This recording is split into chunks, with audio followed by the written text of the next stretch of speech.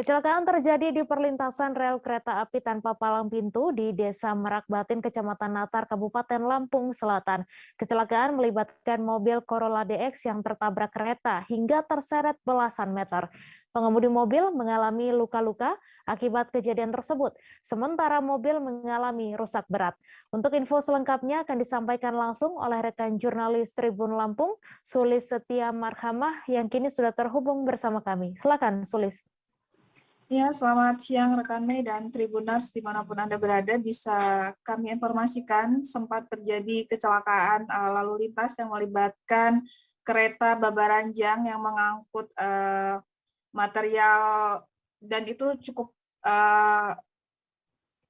terjadi kecelakaannya sekitar pagi, dan itu terjadi di Desa Negara Ratu, Merak Batin, Kecamatan Natar, Kabupaten Lampung Selatan. Namun dalam kejadian tersebut tidak ada korban jiwanya Tribuners, dan untuk korban sendiri sudah dilarikan ke Rumah Sakit Natar Medika. Berdasarkan informasi resmi dari Humas PT KAI Daerah 4 Tanjung Karang, benar adanya kecelakaan tersebut terjadi, sementara dari masinisnya sendiri sebenarnya sudah memberikan peringatan melalui klakson yang cukup keras, hanya saja mobil sedan tersebut tetap melaju sehingga terjadi kecelakaan. Saat Tribun Lampung datang ke lokasi, mobil sudah dievakuasi dan korban sudah berada di rumah sakit. Namun bisa kita lihat material kecelakaan lalu lintas yang terjadi masih berserakan di sekitar ruas jalan tersebut.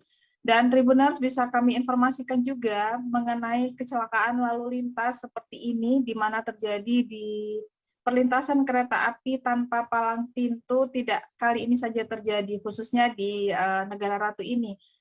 Terjadi mungkin 2 atau 3 kali dalam kurun waktu 3 tahun dengan kejadian serupa, mobil versus Babaranjang.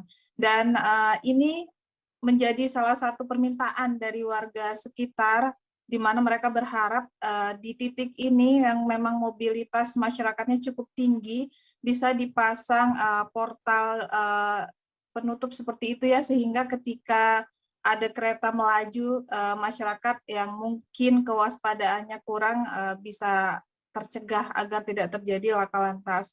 Dan Tribuners, untuk titik-titik rel kereta perlintasan yang tanpa palang pintu seperti ini tidak hanya ada di titik ini saja, khusus di Kecamatan Natar, namun ada di beberapa titik lainnya yang juga rawan kecelakaan lalu lintas. Sekian laporan dari kami, rekan Mei. Baik, terima kasih Sulis atas laporan Anda. Selamat bertugas kembali. Jangan lupa subscribe, share, komen, dan like ya.